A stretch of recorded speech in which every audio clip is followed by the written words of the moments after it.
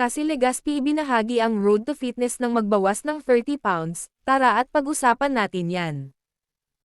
Pero bago ang lahat, kung di ka pa nakasubscribe sa ating channel ay huwag kalimutan mag-subscribe para lagi kang updated sa latest chika. Proud na ibinahagi ni Cassie Legaspi ang kanyang road to fitness matapos siyang makapagbawas ng 30 pounds. Paano kaya niya ito na-achieve?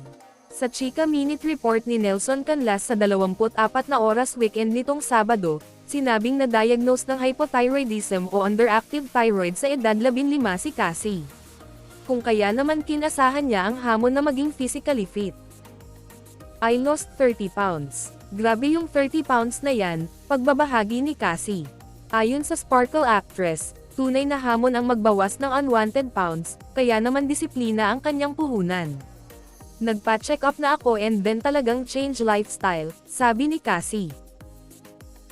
Nagpasalamat naman si Cassie dahil full support ang buong pamilya sa kanyang fitness journey. In terms of diet, kailangan talaga yung tiyaga. But at the same time, hindi pwede mag-calorie counting masyado. Dapat yung sakto lang, saktong amount. And then the types of food din that I eat, sabi niya. Sabay-sabay ang Legaspi family na maging fit and healthy, at naglalaan sila ng oras para mag-workout. That's our bonding.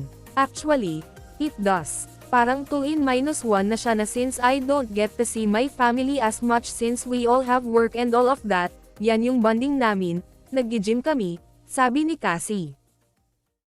Anong masasabi nyo sa ating chismis ngayon? Mag-comment na at subscribe para updated ka sa latest chika na gaya nito. Maraming salamat po.